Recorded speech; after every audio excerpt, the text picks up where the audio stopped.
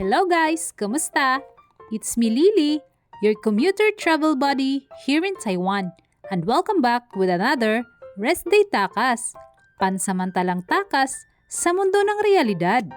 For today's takas nga ay papunta nga akong Holong Cape of Good Hope sa Miaoli.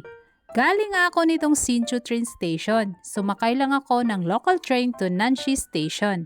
Next station siya ng Miaoli. Pag-exit nyo nga ng Nanshi Station, walk to your right, tas akyat lang sa highway at dyan ang sakayan ng bus 5815.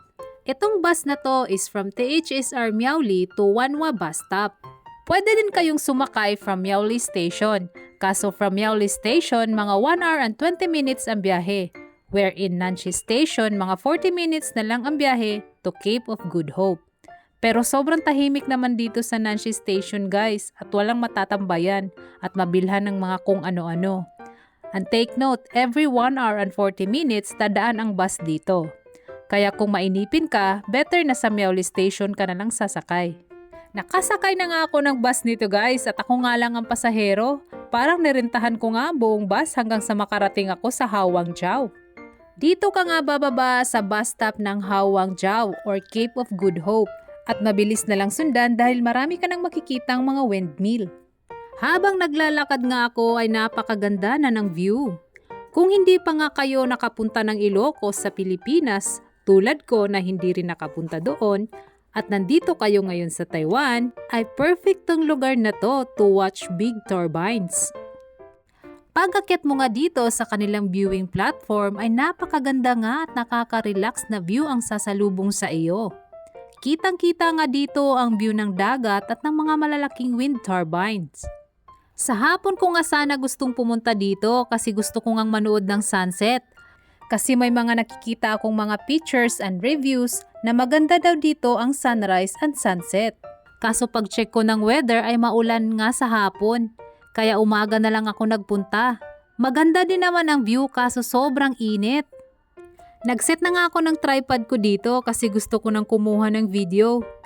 Hinintay ko talagang walang tao nang maka-aura na ako. Kaso nung pag-akyat ko hindi pala napansin ni Cheche na kumukuha ko ng video. Si Coco lang ang nakapansin kaya panayan sorry ni Cheche dito. Sabi ko sa kanya okay lang. At nakisuyo nga sila sa akin na pwede bang kuhanan ko sila ng picture.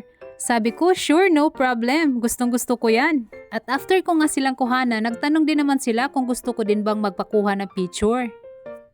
Kapag nagsosolo takas talaga ako, marami akong na-encounter na ganito. Kapag nakikita nila akong nag-use ng tripod to take picture, sila na nag-o-offer to take picture pero nahihiya akong magpakuha. Kaya most of the time, ako na lang talaga ang kumukuha ng picture ko. Pero in fairness, ang gaganda ng mga shot ko sa kanila dito. Ang sweet nila kahit matanda na sila, mapapasana all ka na lang talaga sa kanila. Pagkatapos nga ng picture taking ay nakapag-take to na nga ako sa moment ko. Kahit nga mainit ay bumaba nga ako saglit sa kanilang hiking trail. Di naman masyadong mahaba tong hiking trail nila dito. At dyan nga sa baba ay makikita mo yung mga dumadaan na tren. At ito nga yung view sa baba. Dito mo makikita yung viewing platform na nasa taas kanina. Diyan ako galing. At napakaganda din ng view dito sa baba.